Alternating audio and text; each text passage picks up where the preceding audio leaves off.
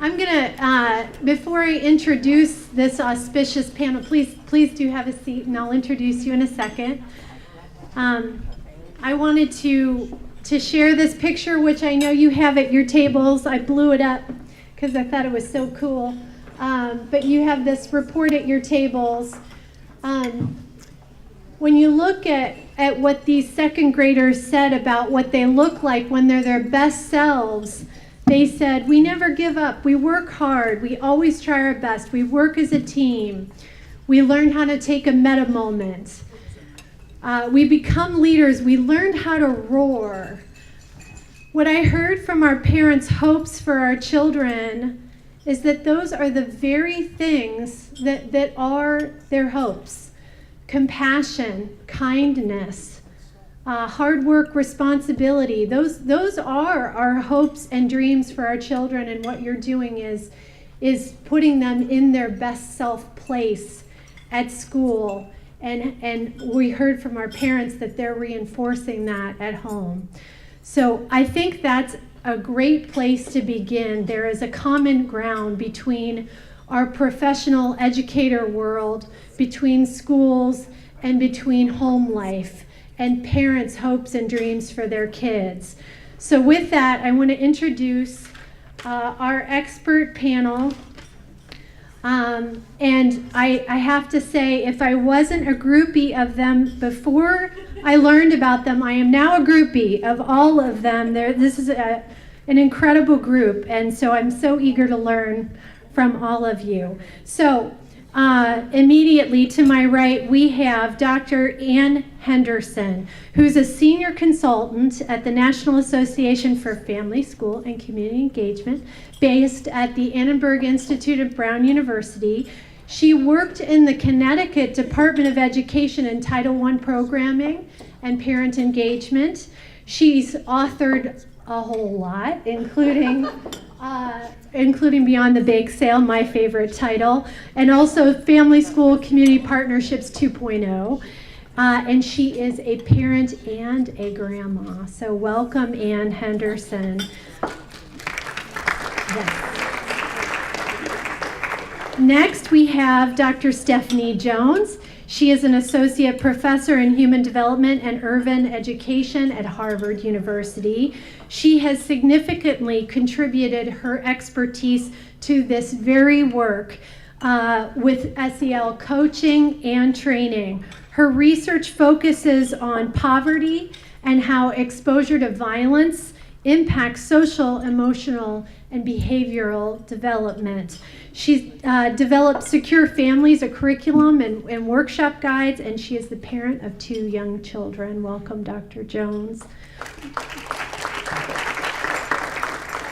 Next, we have Dr. Michelle Albright, a psychologist with her own private practice and recent former director of youth services in Weston, Connecticut. She has 20 years of experience working with families, schools, and communities. She's worked in Bridgeport with the Ziegler Center and the Yale Center for Emotional Intelligence, and she is the parent of a 5th grader, a 7th grader, and I'm told dogs and chickens. Right? Is that right? Okay. Want to make sure I'm getting that right. Okay. So welcome, Michelle Albright. Next, we have Dr. Claire Crane.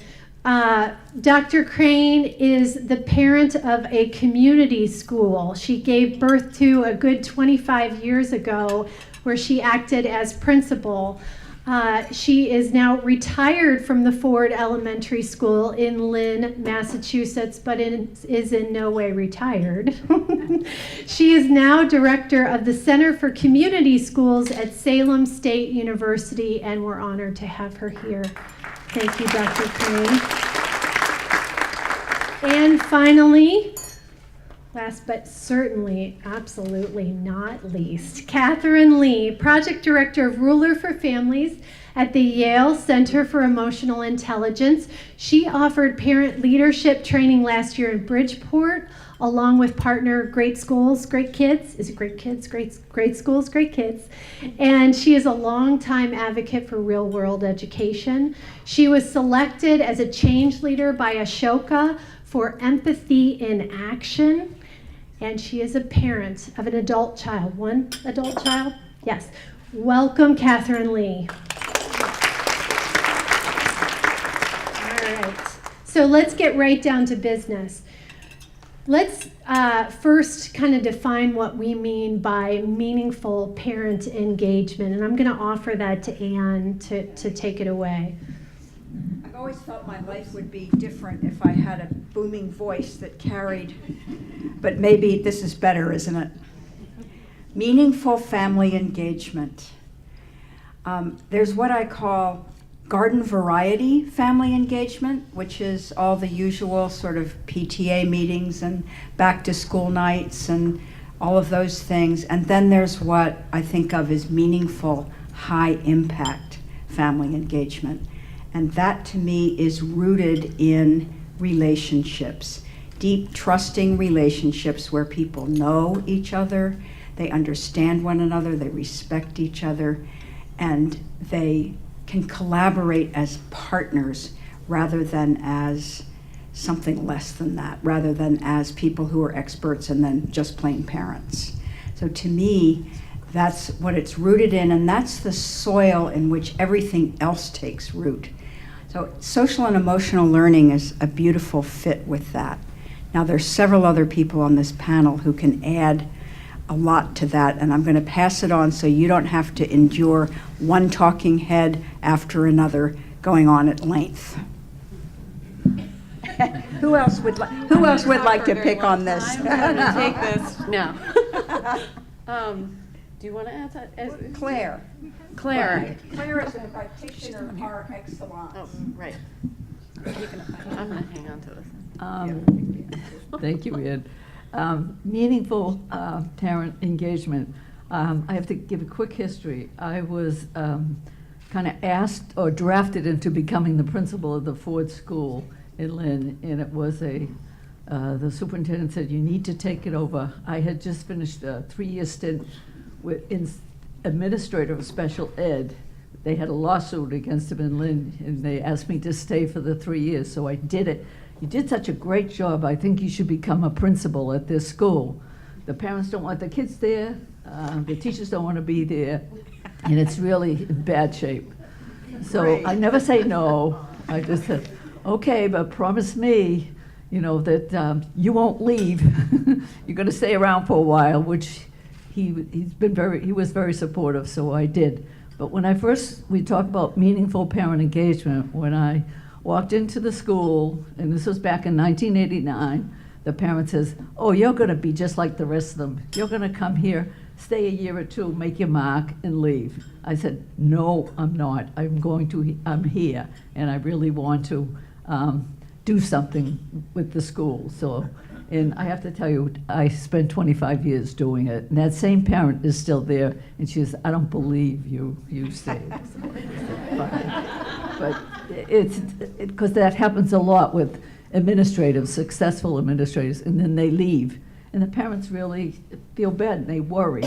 So I started, and my teachers thought it was crazy, but I started a parents' room across from the office. I opened up the spare room, and I invited, the parents very proudly call themselves, maybe the parents can relate to it, the gate parents. So I invited all the gate parents in, and they probably know what I mean. It's all the parents at the gate who never got invited in, because a lot of schools are fortresses. They're not community schools.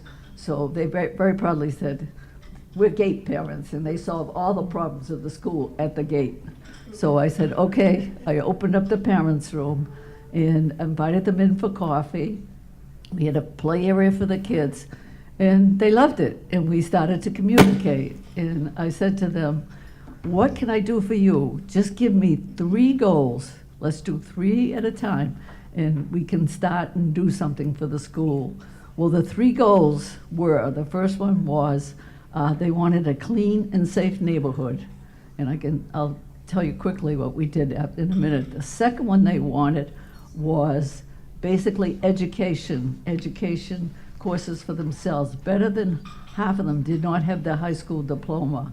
So they wanted to have courses and have further education for themselves. And then the last one they wanted was daycare. They worked, they needed to have an after-school program and a summer program. So those were the 3 goals that they set for me when I first started. I have to tell you quickly, because I know time is short here, but the first goal, clean and safe neighborhood. We did many things, Crime Watch, worked with the police, and took down some drug houses. We took a small court down and built beautiful townhouses for the low-income families up there, which they loved, and the housing authority was wonderful. The second one with the night school, and we did it, I call it one-stop shopping. We started first we had, because the demographics at my school were 92% minority, the majority of them were non-English speaking parents, and they came from 42 different countries. So what I did was start ESL classes. We also had GED classes, and then we had citizenship. So I could keep those parents involved in education and go from ESL to GED to citizenship.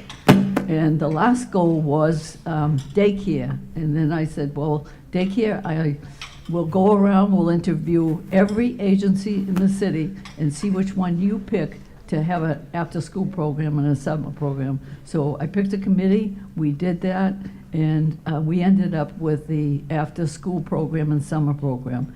And the kids at the school got 3 meals a day. They got breakfast, lunch, and dinner. So that was the beginning of the start, and I could go on and on, 25 years of it. Read her book. Well, not only did you define it, but you gave us a lot of practical strategies of how you went about opening the school doors, welcoming parents in that didn't typically come into the school environment, and work on finding out their issues, their challenges, their barriers, and how to go ahead as a community and address them. I want to say one more thing, especially with the parents there. We gave the parents group up there a voice, giving parents a voice. They became such a influential group in the city with their voice. And one of my friends said, they're not going to pay attention to you. Nobody votes up there, so you need to do something. They need to get a voice. So what we did, every event we had, a little hint, every event we have voter registration. So we did voter registration, and we tripled the voter registration. So they became a very loud voice in the community. But I have to tell you, because Ian knows I'm writing a book, they become such a loud voice that they shut the voting down at the school because they almost defeated the incumbent. So Wow. they had to do, they fought, and I have to announce, just about a year ago, they got the voting back at the school again, because you know parents come and pick your kids up at school.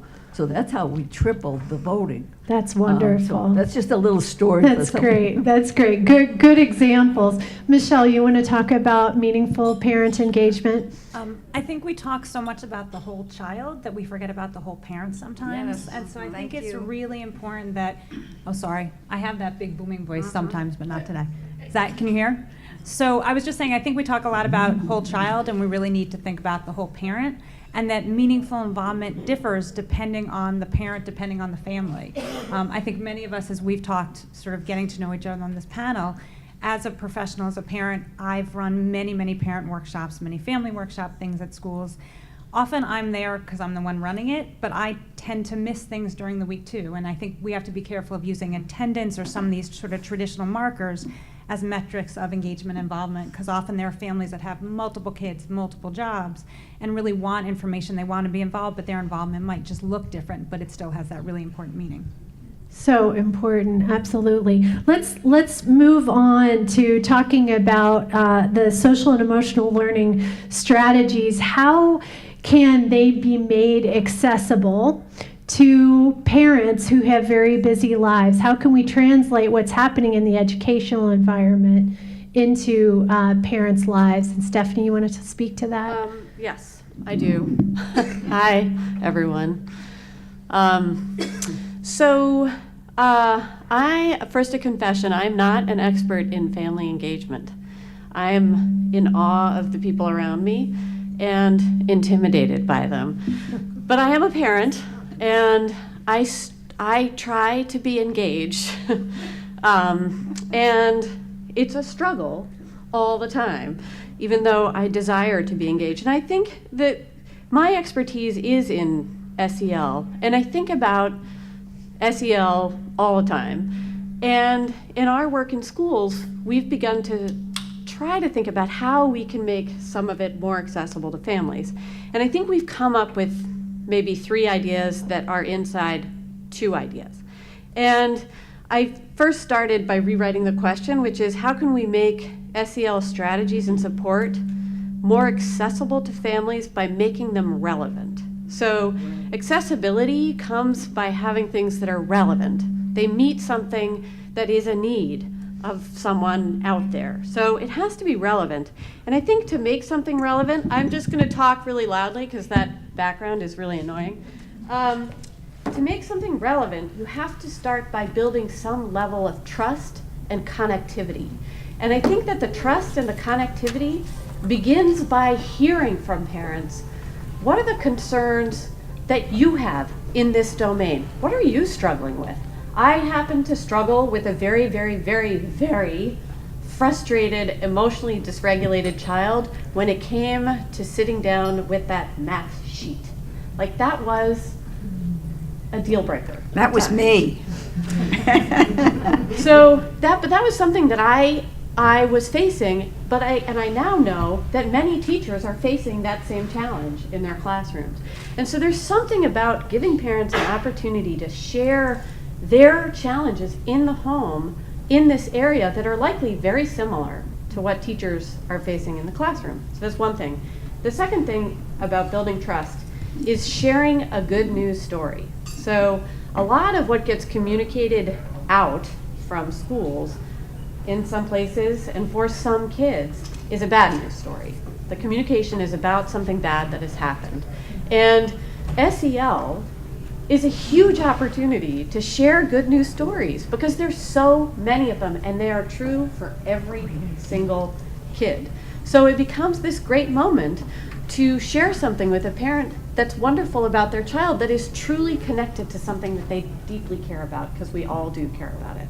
So that's the building trust part. The last thing I'm going to talk about is how do you act on that and make very concrete connections. So we've heard some incredible stories about how kids are having these great experiences with strategies and tools and practices in the classroom and then bringing them home to families. I actually think that there's a tremendous opportunity to share strategies from classrooms directly to homes that start with not, this is what you should be doing. Right. Instead, with a question that is about something that is shared between teachers and parents. Do you struggle with kids who are emotionally frustrated by the homework? Or do you struggle with transitions in the morning? Here's what we do in our classroom. Here's a strategy we employ in the classroom that is about transitions. Maybe this is something that would be useful to you if this is something that you struggle with. So it seems like getting really concrete, but doing it in a way that is about shared challenges. That's how we get relevant. Clearly, you know a lot about family engagement. Yeah, you just specifically articulated the common ground and how you can really quickly and easily show that common ground between parents and teachers. It's that your suggestions are very accessible and could be done right away. And I could see how it could be applied immediately. That's awesome. The wonderful parents who just spoke Yeah, that's a great really example. gave testimony to that, That's because right. nobody cares more about their children's social and emotional development. Nobody wants them to grow up and be happy, productive, wonderful human beings that contribute to their community than parents do. And that's really just what you told us. Yeah. So these strategies are things that if we withhold them from parents, it's educational malpractice, isn't it? Yeah. And I think Stephanie made, and I'm in awe of Stephanie too. She made it, but it goes both directions. I think that the relevance is so key, and I think that's something I was really proud of my work with Ruler early on. and Robin was there at the table when we used to talk about the hot topics. There's no parent on the universe that hasn't struggled over bedtime, getting out the door in the morning, transitions, homework. I mean, those are the things every day as parents and also as educators that we need to use our emotional intelligence for. And I think so making things relevant where it's not just this big abstract, but oh my gosh, who wouldn't want to learn? I still want to learn more strategies for how do we make bedtime easier? How do we make homework easier? How do we actually get our children to move a little faster? And I'm the parent who literally bought a jar of molasses one day and turned it over and said to my children, when I say you move like molasses, this is molasses. So I think I seriously did that. They will tell you. You know, so I think the relevance, and I think the other thing that Fran, you said so beautifully, was that someone was always there. So I think it's the relevance and the support, because parenting is hard. I mean, I've been doing this for a long time. I should know all this stuff. It's hard, and we all need support doing it. So I think that combination of relevance and support and making it easy, obvious, that's really the best way to integrate it and help make it accessible and useful for families. Absolutely, that's great. I love your molasses. I'm going to do that. I'm doing it at work. We have those moments. Get your shoes on, get your shoes on, get your shoes on, right? Catherine, did you have anything to add to that? Okay. I'll just build on some of that. So the whole idea of relevance, of course, has been important to us too. And together with Michelle, we designed workshops that were about the basic ruler skills, but also how those apply to the home, and then all kinds of hot topics. And then in addition, we worked with great schools to develop something that are called cue cards. So basically, I guess when we're just talking about families, it's inherently complex how you reach families because they're so different, and not everybody's in the same place. Like all the kids are in school at the same time, and so we're just trying to figure out many levels and many different strategies for reaching families. So this is an online, very quick, like a challenge, and then like this is happening, and then try this, say this. Why? Here's why. Don't say this. And it's been wonderful and fun. It's been one of the most popular on-site resources. So that's one thing that we've done. So and then we're building more online resources with little videos and an online course. And then we're also just kind of boots on the ground, working in Bridgeport. So I was really heartened to hear some of the stories that you told about what your kids are bringing home.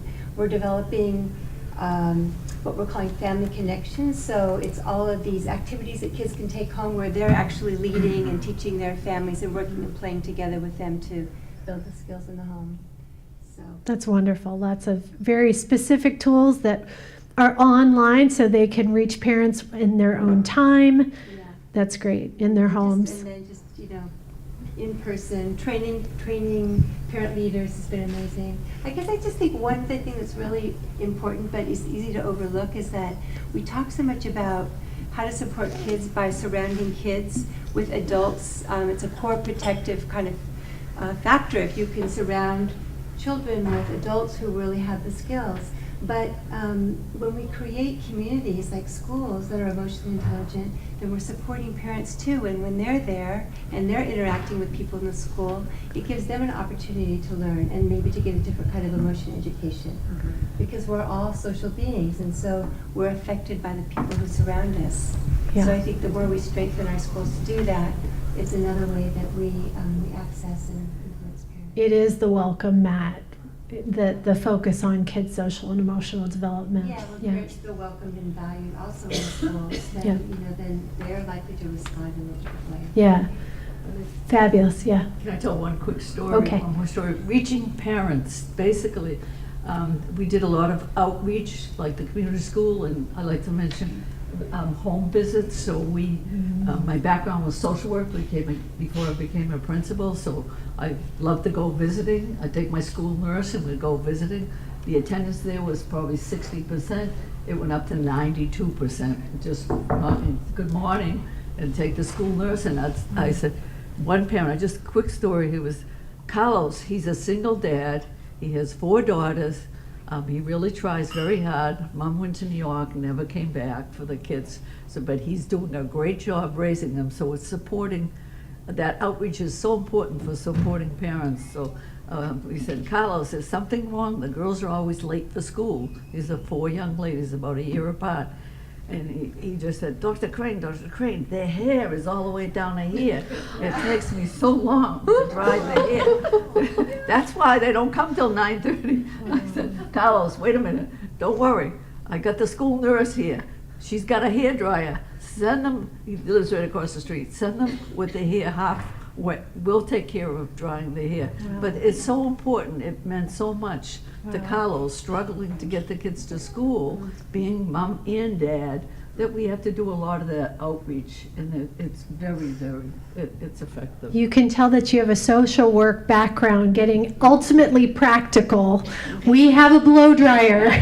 We will blow dry. Okay, well, you know, Stephanie started off talking about relevance, and then each subsequent speaker spoke to relevance.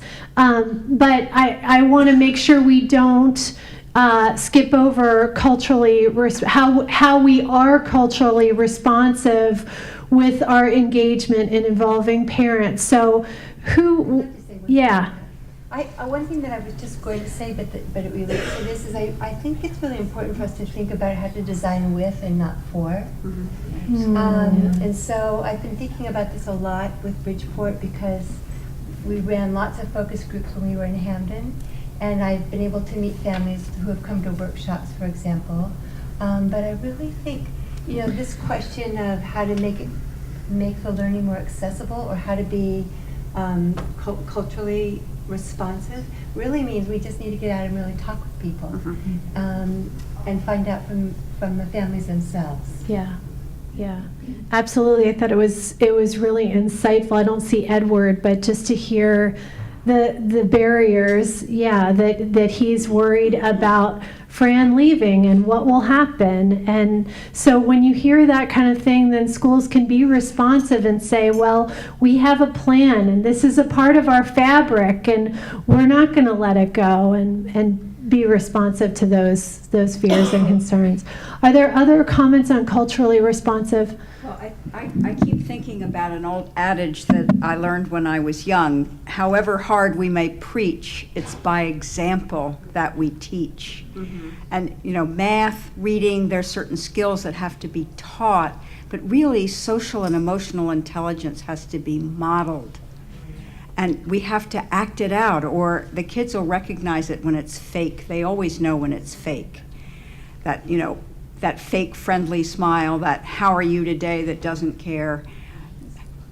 It used to be that school climate was like this big hot thing back in the 70s. And then as we got tough about standards and accountability and assessment and so on, it got dismissed as, you know, soft and fluffy and hard to measure and so on. But you know what? It's coming back, because it won't go away. It keeps showing up in the research that a positive, respectful, friendly, open climate, and Claire gave us so many good examples, such as having a family center, but taking that staff out on community walks so that they can see the neighborhood. So few of our teachers live in the community where they teach, and they don't know or understand the families who live there, or know what their concerns are, or even what their neighborhoods look like, or they imagine them as being, you know, just these sinkholes of, you know, degradation and so on, and there's so much more than that. So getting out there with the home visits, with community walks, with having parents bring their children in, because every teacher should know every single family in his or her class, and be able to tell you at least 5 or 6 things about every kid without looking at a piece of paper. And if we're not there, we don't have the groundwork laid for real social and emotional learning and connection. Okay, I did get up on a soapbox, didn't I? No, you know, you responded to 2 questions, which was really the culturally responsive practices, and also specifically how doing social and emotional learning in schools fosters a caring climate with the entire family school community. So I think your example promoted both. One Dr. more. Crane, yes. A suggestion, the school nurse Dottie came by and said the BMIs are off the chart. We really need to do something. A lot of kids have asthma, diabetes. So we set up a nutrition program with the University of Massachusetts, and they came in. Parents said, can we build a garden in the front of the school? I never say no. I just say, well, how are we going to do it? It's hot top. School committee's not going to let you dig a hot top playground. And they said, we can build beds above. So we built a big garden outside in the front of the schools. It was huge. And it became the International Garden. So for culture, every parent, anybody that wanted a plot could have a plot, or the kids, each classroom had a plot, and it was reflective of the countries that they came from. So it became famous. Everybody in the city was going by with the big sign, International Garden, and it had all kinds of different plants, because a lot of the parents there came from different countries, and they were farmers, and they really participated, in the building of the plots. And that was a good vehicle to, cross lines with all kinds of different kinds. It really, they loved it. And they Okay, loved so it tell also. your sustainability story. What's the tag end of that? What happened when you left Ford School to that garden? Oh, yeah. And I'm writing a book on sustainability, because a lot of us sitting here, yourself included, you work so hard to do programs that you worry, like the parents over here, what's going to happen. Yeah. So the sustainability, when I left, I said, I have to tell you, I had 54 years in the system. And everybody says, you're going to die there. You've got to retire. So I retired. But basically, what you can do is the new regime taking over, they came in and they plowed the garden down. So the kids were heartbroken, because they used to enter the Topsfield Fair in Massachusetts. They won more medals than anybody. They wiped them out. So the parent group, who was so instrumental, they went down to the playground around the corner, and they put the garden down there. They have a huge garden. It replaced the garden at the school. So where there's a will, there's a way. That's wonderful. That is wonderful. I feel like there have been so many ideas around social and emotional learning strategies and parent-teacher interactions that I'm going to skip to our last question. Does that make sense? On fostering how family engagement can foster a positive, trusting, safe, caring climate. And I want to mention that we have an epidemic in this country of school shootings, as we know, and they don't tend to take place in communities where they are doing this level of work. Right. So what I want to say is that I think this is fundamental to our kids' safety, and is important to all of us who have witnessed the horrific news around the country. So how do we weave parents into the fold of creating that caring, safe, connected community? Oh, that's simple. No. I think one key ingredient there, and Claire has been talking about how she did it at the Ford School, is to build up parent leadership. To so much of what we think of when we think of family engagement is parents at home helping their kids with schoolwork, telling them to wear their school uniform, getting them to bed on time. That's garden variety stuff. That's not high impact in the way that welcoming parents in the door, having them at the table, thoroughly understanding what their kids are learning and doing in class, and becoming advocates for that, so that if the garden is plowed under, or the program gets, a new principal comes in and says, I don't believe in that SEL stuff, that's just fuzzy stuff, we're going to get down tough on testing and so on, that the community is powerful and can push back and can say, oh no, and basically tell the district, you can't put a principal in this school that's going to do away with everything we've built and what makes this school a great school.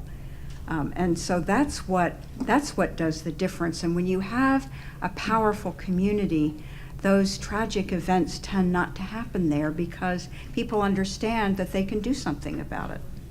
Helping parents find a role as leaders in the community. Yeah, go ahead, Stephanie. Well, I was just going to add that the parents are connected to each other through that mechanism. Yes. So, and there's the connectivity is really important in that. Social capital. Yes.